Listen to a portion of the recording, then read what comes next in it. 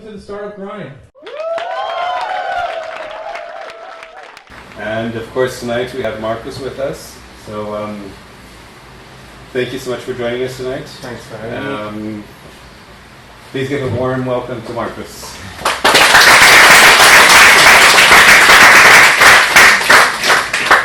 So we usually like to start off with understanding a little bit about you personally. Who cares about your company? Tell me if you can't hear so well in the back, just let me know. Just raise your hand or something. A little bit louder. You could speak Yeah, up. so we need to speak up. Okay. To the fans and everything. Yeah. So where are you from? I'm from Lucerne. For the people who don't know Switzerland too often, that's really in the center, so in the heart of Switzerland. And I studied in Bern and moved to Zurich in 2009. So I'm here for already 8 years, and I really like the city. So you grew up in Lucerne city itself, or a little bit outside? Or? No, a little bit outside, really in a, let's say, village, rural area, really small. But I liked it as well because the nature is so great here in Switzerland. And I also like it to go outside of the city at the weekends because we have such a nice country here. But I think for business here in Zurich, I really like it because you have so many opportunities and great networks and all the things you need for doing business. And as a child, were you already ambitious from a business perspective? Were you thinking about starting your own business? Were you selling candy in school to your peers or anything like that? Or when did the startup bug bite you? I always like to organize stuff. Also as a child, but I didn't have kind of my own business already as a child, but I like to organize stuff. I was also the oldest of 4 childs in my family, so I was used to lead the others, or at least try to lead, and I liked it all the times. But in the beginning I thought maybe it's good to have, let's say, to have a kind of formal education, and then I started with traditional path, and then later the more and more I thought about starting an own business, then I decided to do this. So after your studies, you joined one of the big consulting firms and worked there for a while. So like you said, you just followed sort of the traditional path. You did your studies, joined a big firm. Very traditional in the Swiss manner, and all of a sudden you decided to launch in the internet marketing space. What triggered that? I always had ideas in mind. Some ideas, of course, it's not possible to do it because either you don't have enough capital, or maybe you think you're not able to do this. So a lot of stuff you have in mind, it's actually not possible. But on the other hand, a lot of ideas you have, it's possible to do it. Maybe even if you don't think so, but at least to start it. And I always thought on the traditional path, it's good to know how big companies work, what are the processes, and you can learn so much also internally. And I thought it's also a good insurance. If you fuck up later, you can both come back. So for me it was good to have this, let's say, traditional start in this professional career. Right. And then the trigger was really after some time you think, hey, you need to do it now, because I always thought to start when I'm, let's say, 40 or 50, maybe it's late. Maybe you already have a family, or you have a child, and you're responsible for other people. And if you start in your 20s, it's so easy because you basically can do whatever you want. And so I thought now it's a great time to start, and then I started. So when you had the initial idea, how long did it take before you decided to quit your job and launch It was around, I would say, 1.5 years. Did you already start working on it, or it's more developing in your mind? Yeah, at the beginning it was developing in mind, and then you always think, okay, I can do, let's say, business plan and stuff like this, and then you start writing and thinking, and then I, of course, started also, let's say, developing some prototype stuff, and then after some times you recognize that it's really difficult to work somewhere, and at the same time you have your own ideas, and then I think it's a good time to quit the job, and I think for me it was really a good time. And the product that you have now, is it still the same as back then, or did you pivot significantly? I would say it's very close to the original idea. Yeah, the original, it was really, we had a lot of pivots over the whole time, but let's say the original ideas are still the same. Okay. And what's the problem that you, at the time, that you realized that you wanted to solve? Yeah, it was really obvious. Back then it was around 2010. Today it's really normal, but in 2010 I think iPhone was 2007, not sure. So mobile revolution was relatively early, but a lot of people already had a mobile phone. And on the other hand, I've seen that Facebook is coming with this whole social revolution. And I thought, okay, now everybody is laughing about it, and not everybody has an account, but on the other hand, the product is quite good, so it works good, that's not so many bugs.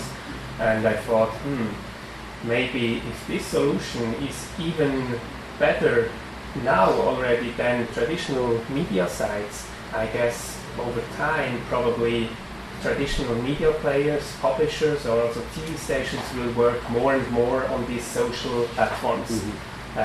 YouTube, of course, was already around, but also not so good, and it was also a lot of people don't have good bandwidth on their mobile phones, so it was difficult to watch videos on your mobile phone. But for me, it was really obvious. So I thought, let's start a media company directly on or based on the infrastructure who Google and Facebook already built, and now of course it developed a lot since the last years. So what's the name of your company, and what's your elevator pitch?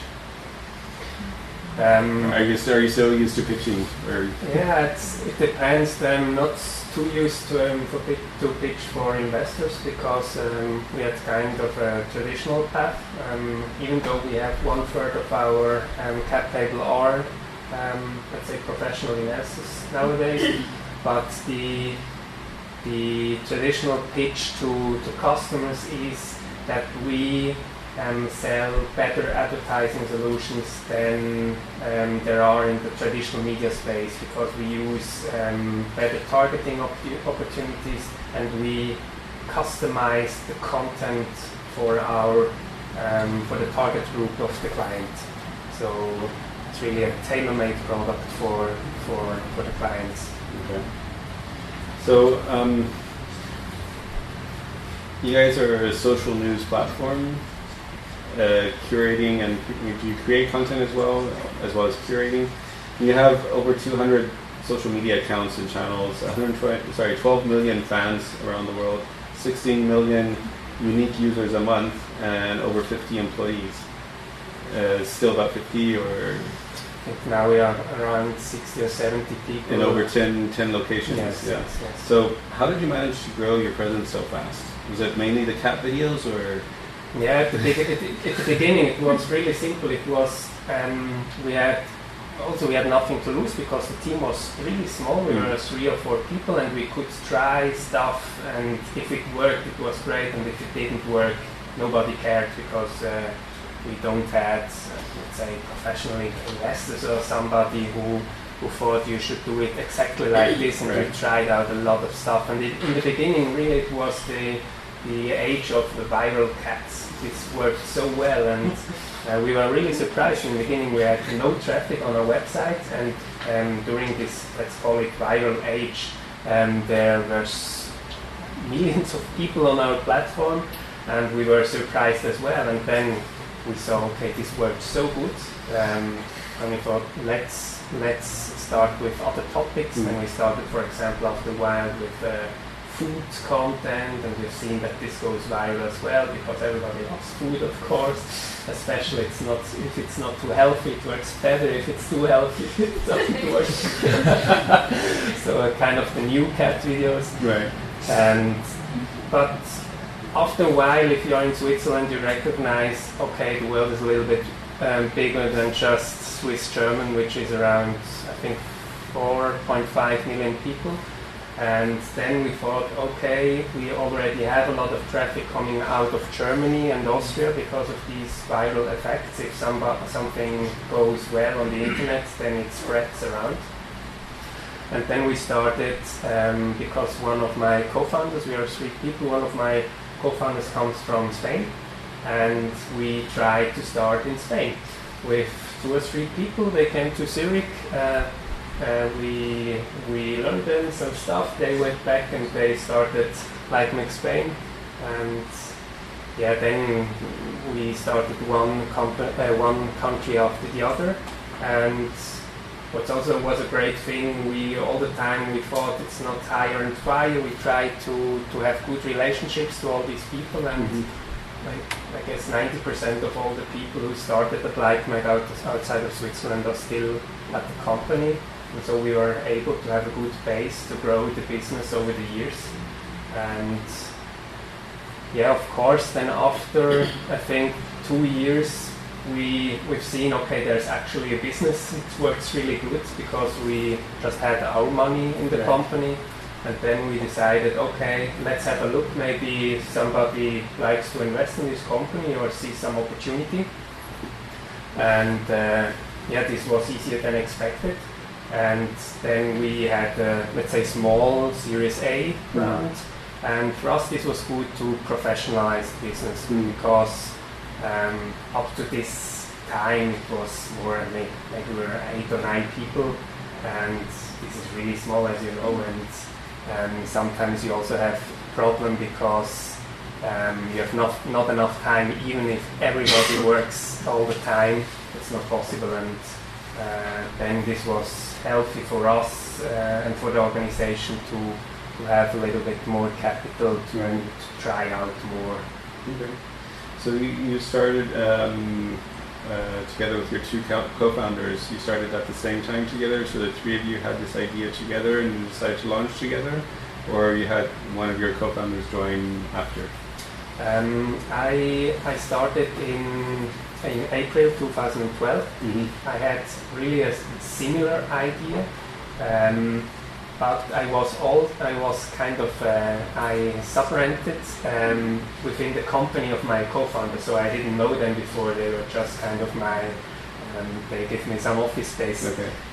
But we discussed after a while. I was testing some stuff, and I thought maybe it's interesting to work together with them because they had a company who was selling advertising space to third-party people, and we thought, hey, maybe together that's really interesting because we can sell advertising from the beginning and don't have to invest too much money at the start. And then in December 2012 we started together. 3 people. And has it been smooth sailing? Has it always been agreeing with each other, or how do you work out differences of opinion? I must say, it's all the times we have discussions, and I think that's also something which was one of the success factors, because nobody is perfect. Everybody has different opinions, and you need to discuss a lot. Even at the beginning, maybe you don't like to discuss because you think you have the best opinion. But it's really healthy if you have, let's say, 3 completely different people, let's say, in the management of the company. And for us, at the beginning, it was case-by-case discussions in the beginning, and then we recognized as all, let's say, middle-sized or bigger companies, it's worth to have this kind of meeting schedule where you can discuss things you need to get better or develop. And so we started with weekly meetings for every department, of course in our board, founder meeting every week, and there we can discuss a lot what doesn't work good. And of course, if you have a startup, and I guess probably in every organization you have so many things which don't work, and you need to problem solve all the time. But if you avoid these discussions, I'm so sure that early stage companies will fail. Or you are really a lucky man, but I don't believe in it. I think it's good to discuss this. For sure. And there's often the question of single founder versus co-founders. Starting it on your own. In your case, you had the idea initially on your own. You could have chosen to go on your own, but you chose to bring on board two co-founders. Do you have experience with that, or from other people you know, other founders? What's your perspective on going at an idea on your own? Because often it's difficult to share and to give up your dreams and your ideas and say, okay, well, I have one third, and I have to give up 2/3 of my idea to someone else. Yes. How does that work? How do you experience that, or what is your perspective? What I think a little bit, all these, let's say, huge startups or huge companies which have kind of a single founder concept, that probably we think it's a single founder concept. Of course, these were the people at the start, but I mean, everybody needs people who work together, and I think at the end of the day, everything is kind of a teamwork. And if you are not able to do teamwork either on the founder team or within the normal employee team, it's not possible to do anything, because you are just one person, and one person is really weak because you nothing alone, you can do nothing. But if you have many people who believe in the same, or believe in the strategy, or believe, okay, we can do this in 2017, or we can do this in 2018, and if you find a group of people who believe the same and think the, let's say, private targets are kind of the same as the business targets, then you can achieve so much more.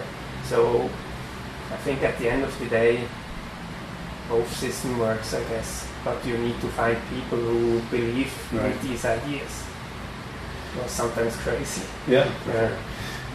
A lot of people here, and from the startup ecosystem, and are entrepreneurs looking to develop their own businesses, and from a variety of verticals and sectors. But we know that social media is such a key element in today's, if you want to sell pretty much anything. What is your, key advice for growing your social media presence?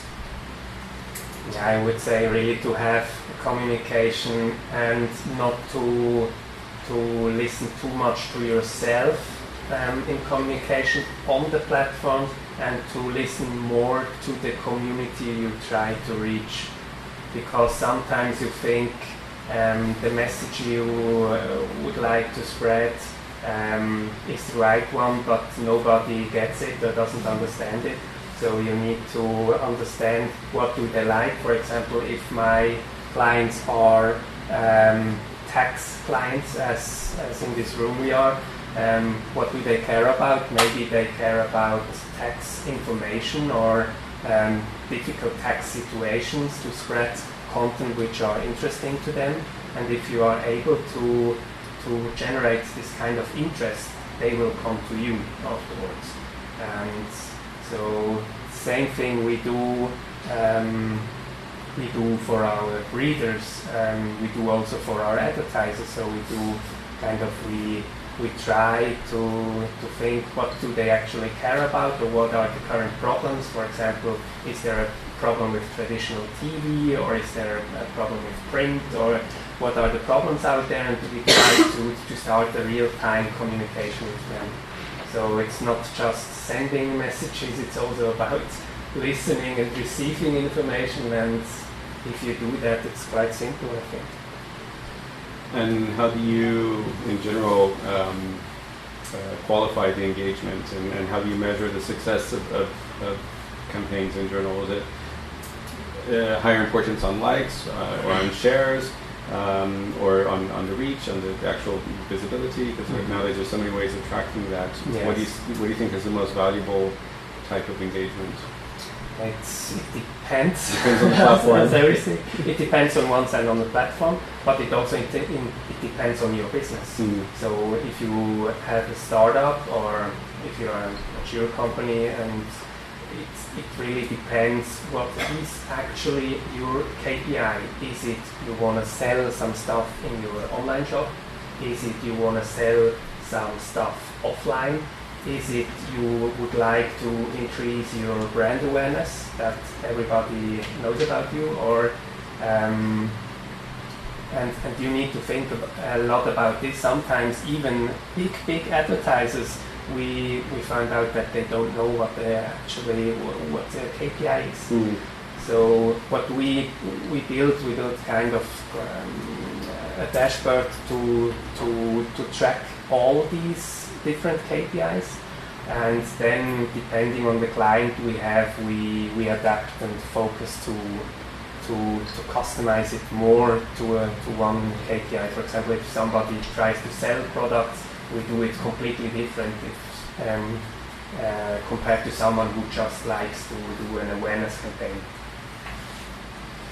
And what about automated or tools that help you automate some of these processes? Yeah, that's getting more and more important. I also think that even in the content production area there will be more automation over time. At the moment it's still very early stage, but all the rest, I mean, the actual publishing and optimizing of content at the moment, it's everything about tools, and there are many out there. We built an own solution now for the tracking, right. But the rest we use the tools of the big tech companies. Okay. So we kind of use it as an infrastructure for our business. And with the different social channels, I mean, we have Facebook, LinkedIn, Twitter, Instagram, and quite a few others. Those are, I guess, the main ones. But often they change their algorithms, they change their procedures, they change their APIs. There's a lot of changes happening, I guess, more recently than previously. So we build this whole concept around the way something works, and then Facebook comes in and says, sorry, we have a new idea. How do you see that as far as long-term strategies, or even medium, short-term strategies? What I think, I see all the social networks. I mean, of course, Facebook is really dominant. Instagram is getting better and better. YouTube is getting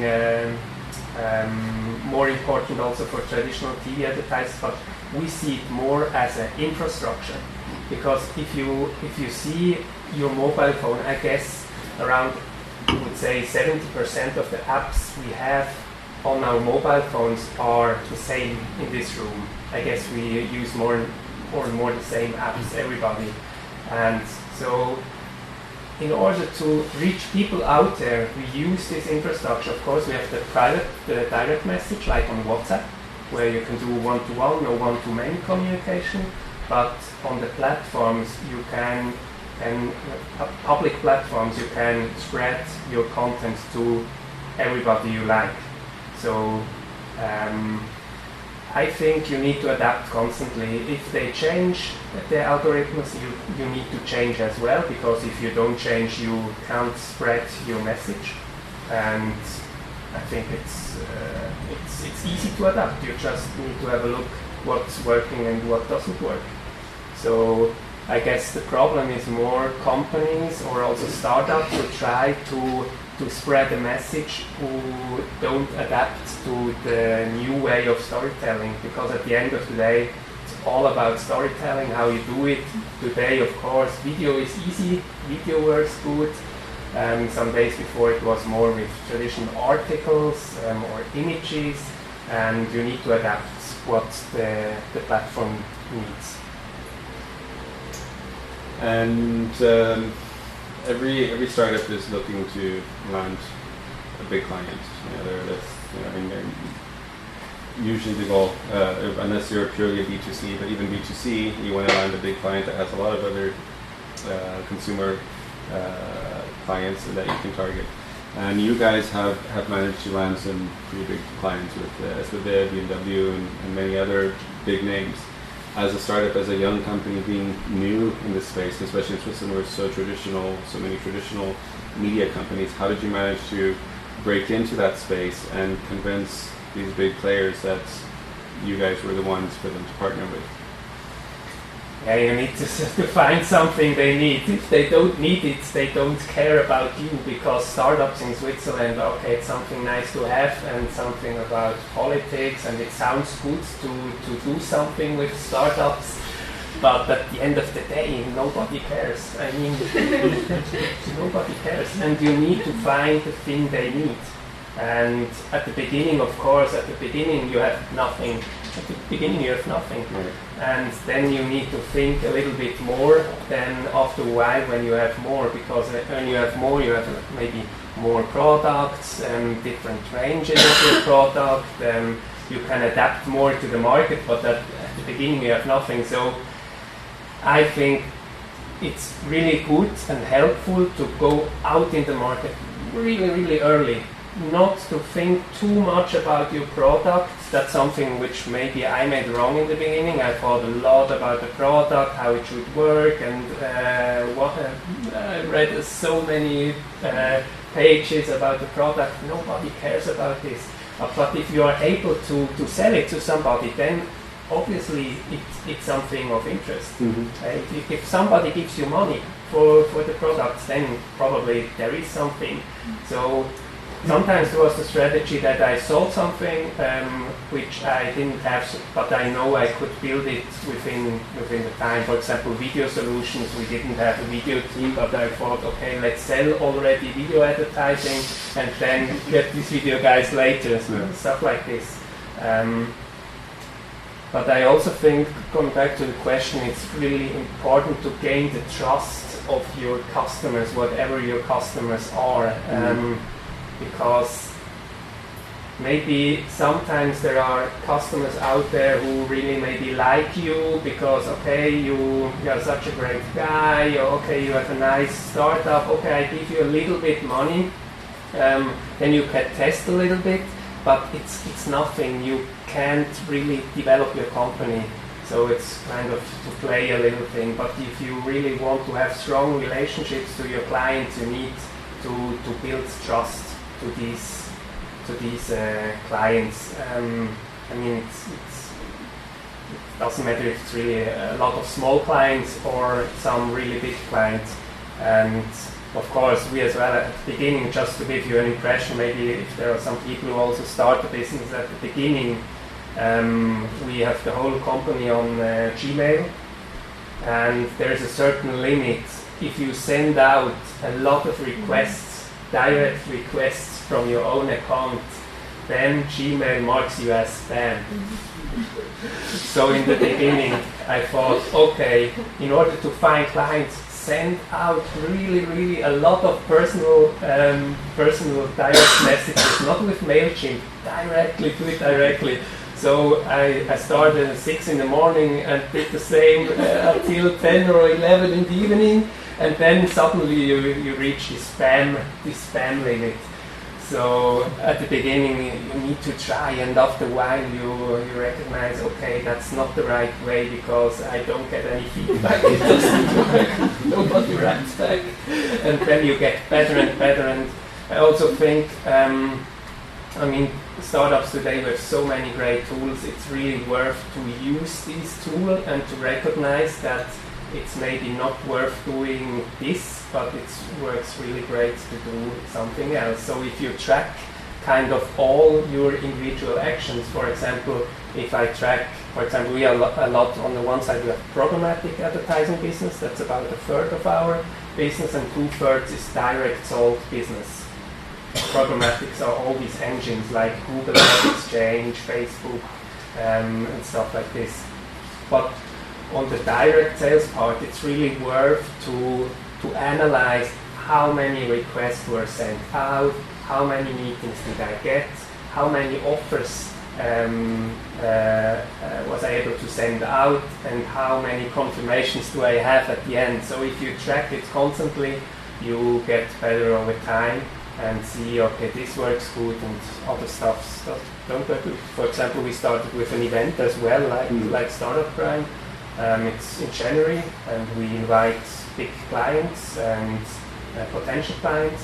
And this was really good for the trust of our company, because they've seen, okay, they are able to make an event, they have great speakers, and this was something which is difficult to measure, but we have seen over time a lot of customers who were talking about our event, and then we thought, okay, maybe this event was good for our business. I mean, really easy, but it's good to track how do you get customers. Right. And before your Series A, you didn't have any investments, right? So, and after that, were you able to make use of your investors for introductions, for connections? Did that come into play, or was it more from the cash to fuel the growth? Yeah, in our case, it's more really about cash. It's more a finance investor. It's not a strategic investor. Yeah. So it was more. It was really more about cash, and the rest we developed all these relationships by the founding team. But of course, if you are able to find a strategic investor which maybe can help you, sometimes it helps. Not all the times. Sometimes you have then a really big client, maybe they are even your strategic investor, and sometimes that's also a little bit dangerous, because you are heavily dependent on this big strategic investor, and you forget that actually this is nice to have, but you should focus on the actual customer base. So for us, although we only had a finance investor, this was good for us. By the way, if anyone has any questions during the course of the conversation, just raise your hand and I'm happy to. We have one already from another storyteller. You asked, David. So far, so good. You said you have I just noticed you have 70. You said 70 employees. What sort of hierarchy do you have, and how do you keep them happy?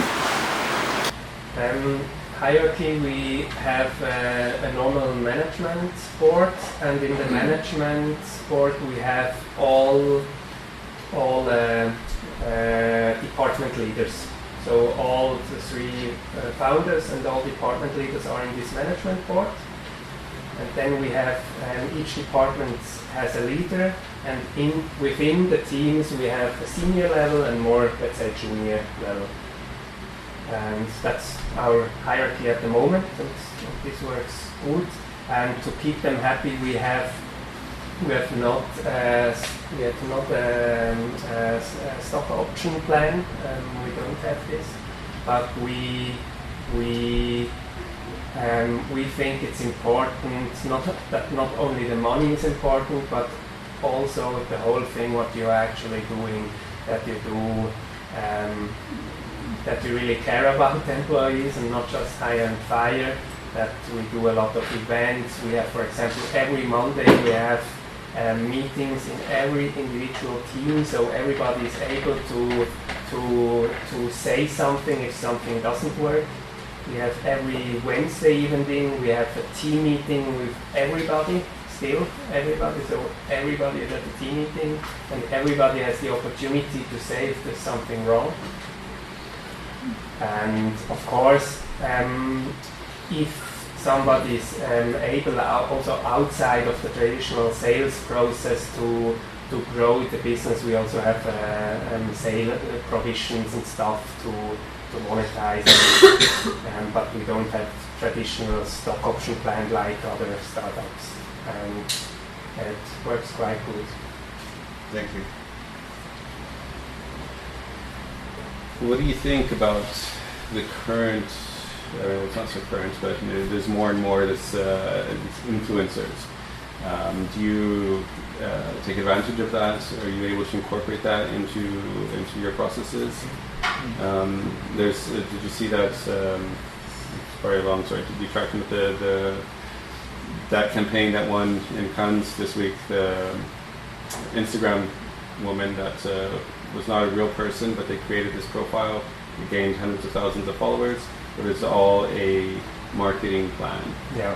So it looks like an influencer, but it turned out not to be. Yeah. But there are a lot of influencers, especially on Instagram. How do you take advantage of that, or do you see that as a potential? What are your thoughts on? Yes, I think there's big potential on one side on the influencers which are actually individuals, but there are also, of course, a lot of, let's say, companies on the website, and both of them have some reach on these platforms. And what I think there as an opportunity, what actually is happening in the traditional media world, you have really high levels to go in the market. For example, if you started, for example, traditional TV, it's really difficult to get a license, and it costs you a lot of money. If you do a lot of printing stuff, it costs you a lot of money. If you do other media stuff, it costs you a lot of money. But now there's thousands and millions of people out there who actually publish content or publish advertising if they like. And I think the key opportunity here is, are there companies which are able to let's say, to pool this reach and sell it to potential advertisers? And that's what we often do, because each individual influencer has sometimes the problem to sell to businesses, because they don't have all the infrastructure. You need sales people, you need production people, you need stuff like this. Some of them have, but a lot of them don't. And for those who don't, sometimes we are kind of the intermediary between the brands and these influencers.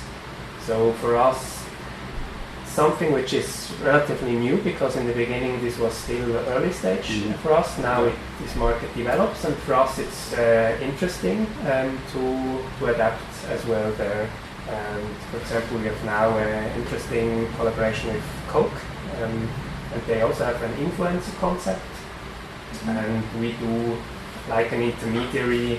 We help organize this stuff and produce content together with these influencers. Okay. So back a little bit to the earlier days. You started with your own money. You were bootstrapping it. Yeah. For how long were you able to do that? Before you took on any investment, and is it primarily because you were profitable very early, or you just had so much money laying around that you didn't need to? In the beginning, so we started at the end of 2012, and 2013 was really trial and error year. So I think we had a small loss, but not too big. But we found out that there is something on these platforms. Maybe to think a little bit back, there was a time where companies like in the US, BuzzFeed, Vox, was still early stage, and nobody really knew what's going to happen. And then in 2014 we've seen, okay, now the market is coming, and we had I think beginning of 2014 we had 4 million people on our own website. I mean, that was crazy. We had 8 or 9 people working for this thing, and we published more or less only bullshit. So it was patent viral stuff. It was nothing. Sometimes it was even just a photo, and ha ha was the title, and then we spread it because it was so funny and everybody loved and shared. And so in 2014 we've seen, okay, we have millions of people on this platform, but we should do this and that to monetize this better. but we already had some monetization because we went out like crazy to all the people and told them, hey, we have this funny pig and we could do some advertising near this. So we earned some money, and I think beginning 2014 there was around, I think, 5,000 or 10,000 Swiss francs left at the end of the month after paying all salaries. So really small. And problem is a little bit in Switzerland, you can't do too much with 5,000 Swiss francs. After some time then we thought, okay, maybe it's good if we would have some more capital. But it was also good to don't have too much money because it makes you really smart. Then you think, okay, I could do this outside of Switzerland because it's really a standardized process. Right. And this is something we have to do in Switzerland, and then we do it in Switzerland and stuff like this. So I think it's not good to have too much money all the time. Also now, it's better to have not too much money because you do better decisions. But then it was really a problem in April, May 2014. We worked like crazy. Maybe 10 people working 7 days a week. We started publishing stuff, I think at 7 a.m. and worked until 11 p.m. And if you do this for a couple of months, you get some really problem, also health. It's not really healthy. And I think it's not good to do this. And also one of my co-founders, for example, had like a beep on his ear. And he came back one afternoon. Hey, I went to the doctor. I have a thing called stress tinnitus. And okay, interesting. I didn't know that this actually that I know tinnitus, of course, but stress tinnitus. What's this? And so we sat together, I think, in May 2014, eating a pizza, and then we thought, okay, maybe it's good if we would have more capital because we know there is a business, but we don't have enough money to grow as fast as we want. And we've seen in the US, companies like BuzzFeed, Vox, they had crazy financing rounds. And we knew in Switzerland, okay, it's difficult to find so much money, but I mean, we don't care. If we have a little bit money, it's already good. And then we decided to give away 20% of the company and asked an external guy if he could let's say, make these documents because we were working full time and didn't have any opportunity to do this. And then it was really easy at the end of the day to find these investors. And you yourself went looking for the investors, or you had this third party also sourcing potential investors? It was also interesting at the beginning. We thought, okay, maybe we can do it by our own. I don't know, has anybody been in this process already of financing? 1, 2, 3? Oh wow, okay. A lot of people. So at the beginning we thought, okay, maybe it's easy because everybody learns to do a business plan and it's not too complicated. And then we thought, okay, we could ask some business angels. And then we had 3 people in our offices, and I guess they had money, but the problem was the company was so early stage, and we did something back in the days which was new. And we even had the problem to tell them what will be the business in 2 or 3 years. So we told them our story, and they went after the meeting. They left, and we said nice goodbye.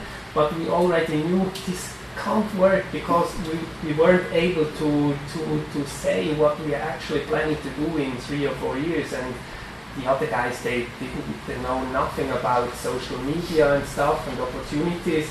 And so we always decided after the meeting that we do no follow-up. Don't waste our time with business angels because it was too early. Yeah.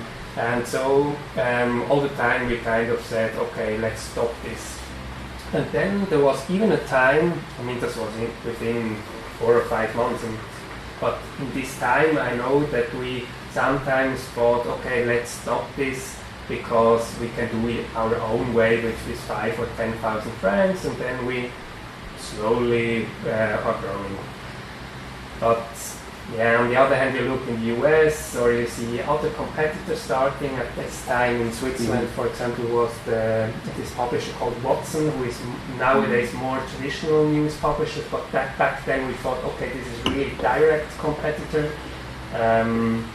Yeah, stuff like this happens, and you know, okay, you're already in the business for 2 or 3 years, and you are too slow, and then you think, okay, I could need some more money. And then we asked a guy who was actually also within our same building, and he is kind of an advisor, and we asked him if he could look around a little bit. And then he found one financial investor, and we actually, I never pitched something, only our CFO, one of the founders, went to this venture guy, and then it worked. And the second round was the same. So the second round was significantly more. From what I understand, it's about 5 million. Yeah. So that's, for Switzerland, that's a pretty reasonable amount. It's not always easy, but in your case, it seems to have been "quote unquote" easy compared to a lot of people. Or was it really a lot of work to get the second round? Or was it already, or through the network that you had already established with the first investor, or did you have to seek out new investment? Yes, it was through the network from the first investor. The first investor also raised his part. But I have to say, after the first round, we had almost a year without any financing. So we were a profitable business, and it worked good. And we had a lot of discussions internally. Should we give away more of our shares in order to grow faster? And the decision at the end of the day was, we had a lot of reach outside of Switzerland, but were not too much able to monetize it. We monetized a lot here in Switzerland, but we didn't have enough cash to really start selling advertising in Germany, in Spain, in other countries. And then we decided to have a discussion with our existing investor, and the feedback was really clear because we had really a good track record. Every quarter was up, all the KPIs, traffic, but also earnings. And so we actually agreed in the first in this meeting where we asked what they think. We agreed in the meeting on a valuation where we would be fine, all of us. And I told in the meeting, if I only have to be in this meeting and on the meeting where we sign the agreement, then I like it. Otherwise, it makes no sense, because it makes more sense to go to customers and do actually business instead of this financing business, because it's no business, it's just burning money. And so, yeah, with this, then we started this financing round last year, and this was good for us to grow a little bit faster outside of Switzerland. So what is your number one lesson from dealing with investors?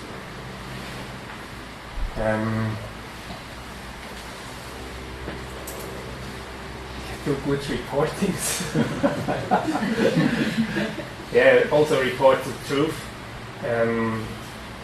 Although for us it was easy because we managed to be above the milestones every time. It's good that the investors know about your business problems, and it's better to be transparent.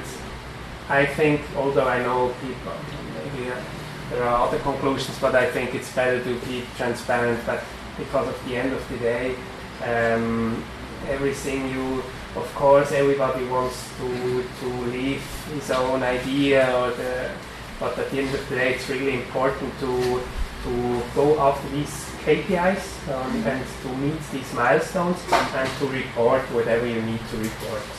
And then it works good.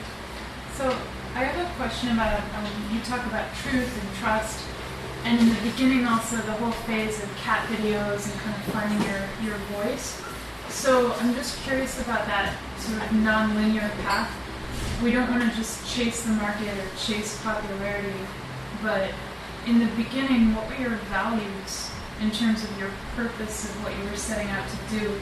And now, second, third phase, has that changed at all? Like, what values do you have now that bring you here to speak to us today? Yeah.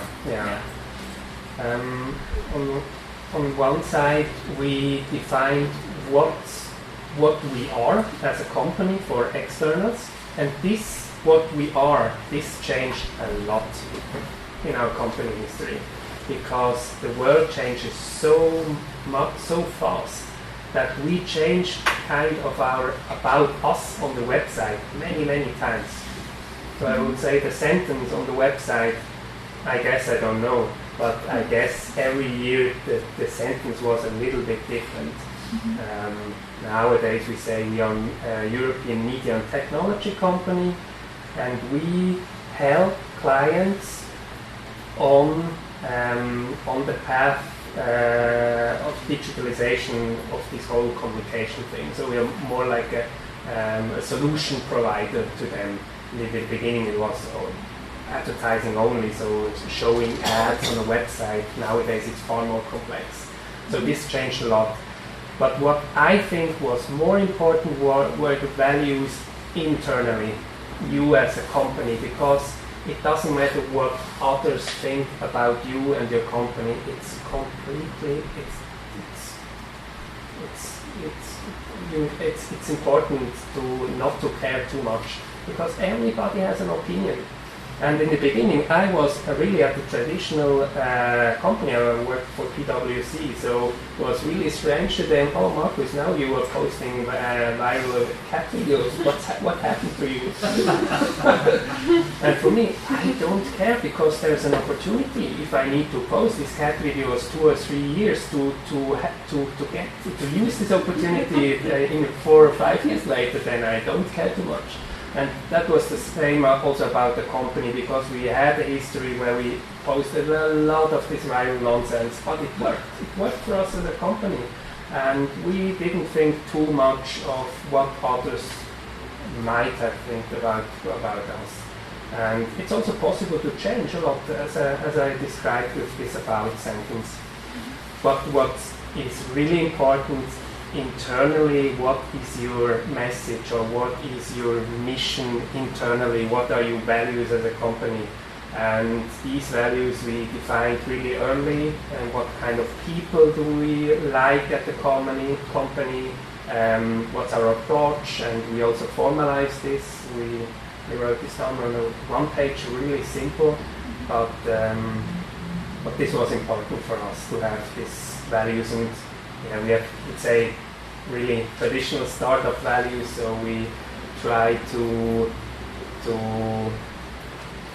if somebody works really good, the people needs to have the opportunity to grow within the company. Also, if we don't have opportunities within the company, even to tell them maybe it's better to leave the company and fulfill your dreams at another place, to help people if they are in problems, stuff like this, valuable people, and stuff like this. And of course the rest, doing extra mile and stuff like this. But it's important that you leave it as well as a founder, and not just you are the founder who have, I don't know, raised a lot of money and now please work for me. I mean, it doesn't work. So these internal values was really interesting for us.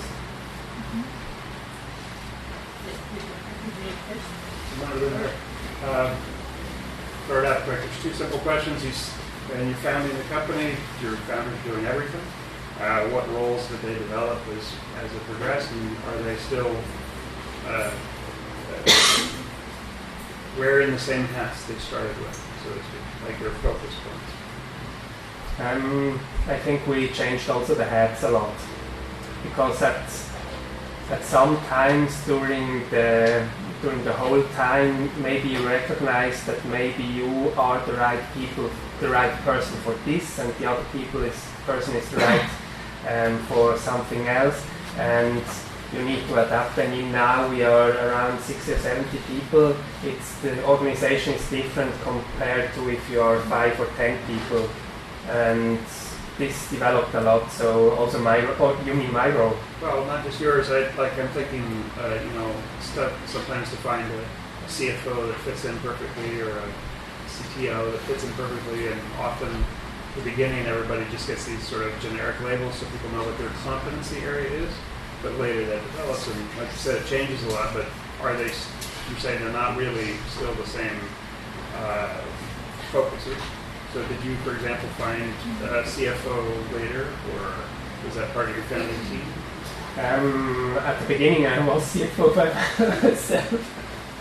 But and then we had, for example, finance externally, and now one of our founders is the CFO. It's difficult, but I think you find out if you discuss a lot, and if you don't discuss, suddenly you have somebody in a position where they can't really manage the business which they should, and if you discuss this, then you will find the solution really, really soon. But also my role changed it a lot of times. In the beginning, to be honest, when we were probably 5 or 10 people, we even made the joke sometimes. If somebody who was new at the company asked, okay, what is my actual title or job role, we thought, just write something, whatever you like. We could see CEO, CTO, whatever, we don't care, as soon as it works. So it was really funny, but after a while, of course, it doesn't look too professional. Although I still think the same, because, I mean, who cares? If somebody can do the CEO role better than myself, please do it. I would be really happy to work for you. Yes, it's true. And so it developed a lot. But it's also important, I guess probably a lot of startups fail because of egos, I guess.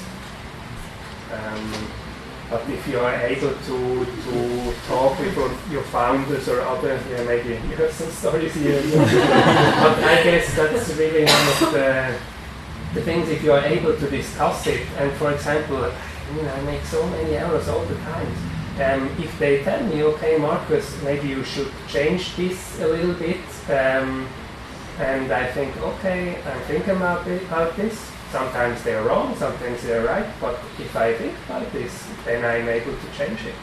And if you have people at your company who are really like this, it's better that they leave the company, because I think it's better to talk with them, and then they should leave the company, because they are happier afterwards and you are happier as well. It's not about hire and fire stuff, but it's really to have an honest discussion. And I mean, it's far more pressure in a startup than in a traditional company which already runs. Mm-hmm. So this kind of pressure, and you don't have the time to discuss for a quarter. You have the time for discuss for a few hours, and then you need this decision. Otherwise, you are running out of business after a really short amount of time. We had another question over there. Hi. As you were thinking about the social media, I wanted to ask if you can share some concrete tip or technique you're using right now and you're really excited about it? For our clients at the moment, but also for us, we have maybe LikeMag, we have over 200 different accounts, so we do all sports, news, of course, still the cats, but also food and stuff.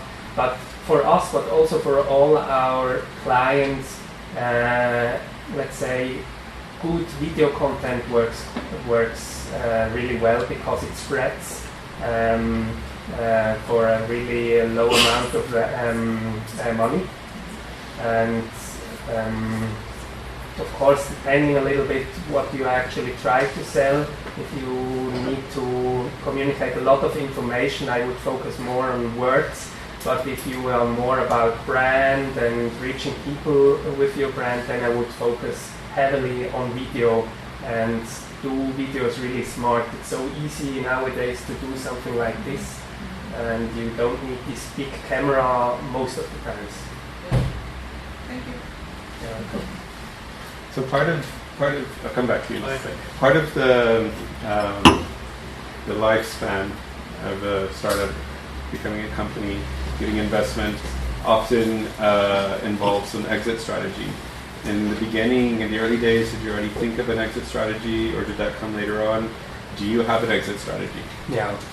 I must say, we as a company, it's something we didn't properly discuss in the beginning. Maybe it's worth to do this in the beginning. So we three founders had kind of different hats. Me coming more from finance and big four companies was more focused, okay, if it works really good, let's try an exit, maybe in the future if it works good. And my two co-founders were more focused, okay, let's build up a sustainable business. And me over time, I must say, I'm now more, let's build up a sustainable business. Because at the end of the day, if you have a business which works good, I mean, it's easy to have an exit strategy. But if you have a business who runs out of money and you have a lot of troubles, then it's really difficult to have an exit strategy. So today I'm more on, let's say, building a sustainable business. Right. But we as a company see at the moment, I mean, the size on a European basis, I think in the German-speaking area, we are, I think, one of the top 10 social publishers. Most of the publishers in the German-speaking area are not in other countries or other languages. On a European basis, I think we are one of the biggest social content publishers. And if I look through these rankings, you don't see many companies who are still startup without a big partner in the background. And it's something we really discuss a lot and internally, because maybe it would be good for us to have a bigger partner in the background, maybe to have a network for us, or to hedge the business also a little bit more, because we are fully concentrated on this one business here. Mm-hmm. And yeah, let's see what happens. But now we think sustainable business is important, but we're also thinking about exit strategy, because, or I mean exit strategy, maybe also partially sell some of our stocks.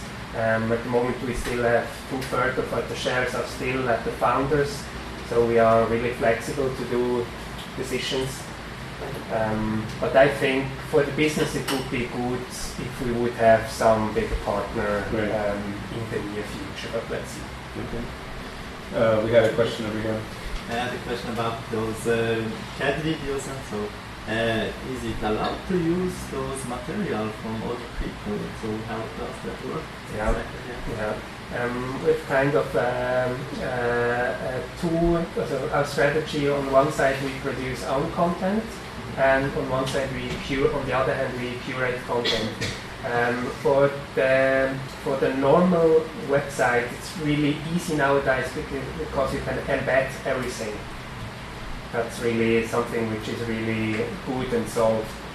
On the video side, it's still a little bit a problem, and there are different best practices. We do a thing called fair sharing, we contact people. For example, if we have somebody who has a video which is working great on YouTube, we have a team in Berlin who contacts these people. Then they say, okay, you can use it, but please fair sharing policy, so you need to give credits to them. And if you have the credits from them, we use it. And then nowadays, maybe if you try to do it otherwise, it's really dangerous, because the people who owns the rights on this content can report you, and then you get into troubles, because Facebook, Instagram, YouTube, all these platforms, they are far more professional than it was a few years ago, and it's kind of the new mainstream media channel. And I also think I like that they get more professional. So I would advise, if you like a video somewhere and would like to use it, right then, because most of the people like if you post this video as well and tag them.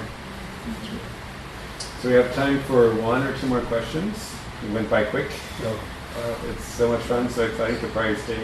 If it wasn't so hot, I'm sure we could stay a lot longer. Yeah, that's true. So one or two more questions from the audience. I have a few more as well. What is a mistake that you made that you would want other entrepreneurs to avoid?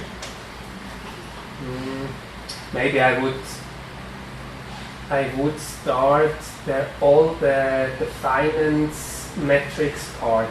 I would start earlier to build this really on a solid basis, to think it really through, even though you maybe have almost no earnings, but to think how it should work.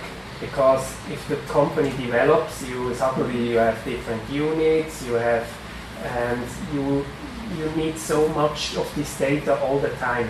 And if you set this up really early, in a proper way, you are better off later. And that was a mistake I think I made a little bit, and then you have to build it later, but you lose more money if you do this later. If you start really at the beginning with what costs how much, where do I earn my money, stuff like this, really simple, although you maybe earn almost nothing at the beginning, but really to know these figures, then you are better off. I think that's one of the key things for me. Do you do a lot of partnerships with other startups as well? Or do you think this is important? Yeah, at the beginning I did more, I must say. I really like that. I went to a lot of events like this year, and I lost a little bit track, I must say, from the startup world. I think it was also because after a while, really, you have a lot of people, you need to start making a lot of money, and then you focus my efforts as a CEO more building up relationships to big brands who have money, where you could do strategic partnerships, and with startups, often they have the same problem as you. So what I do, I focus to have an environment in private with a lot of founders where you can speak openly about problems you have at your company, but during business times I don't have too much contact to start up, although I would like to, but time is the problem now.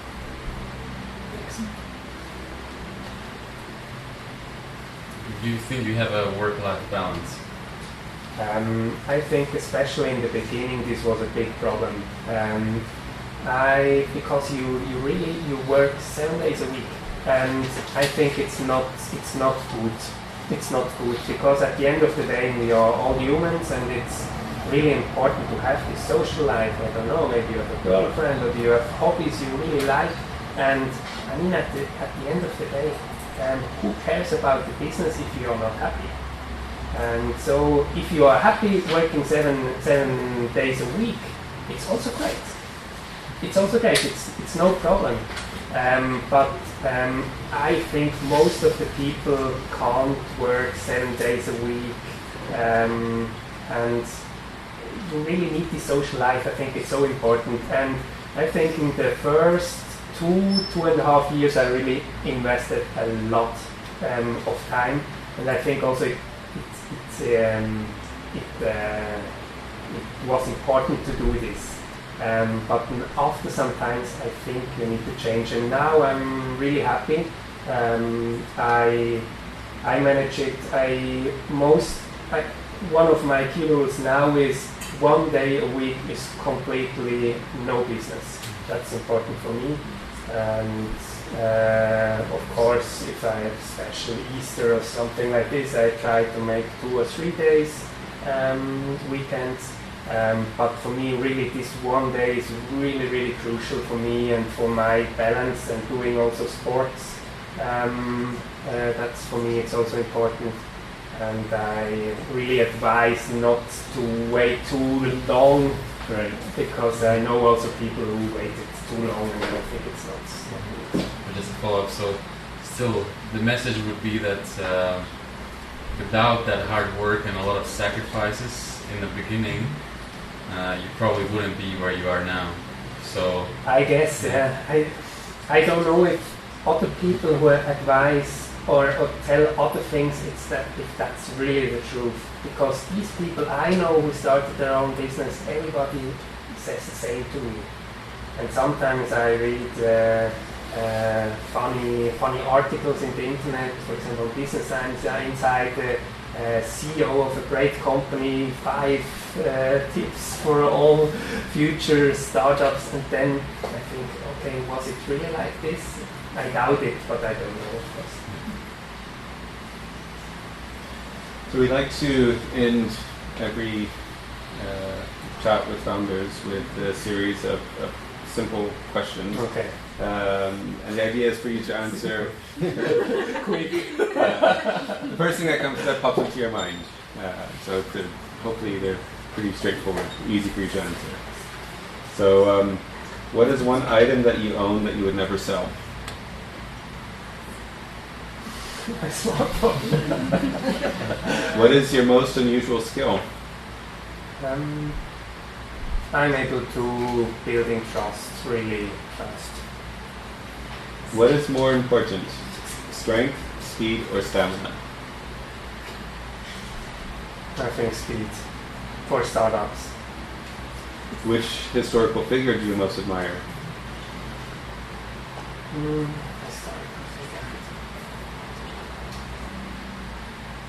Validation. What is your favorite season of the year? I like spring. And when was the last time that you tried something new?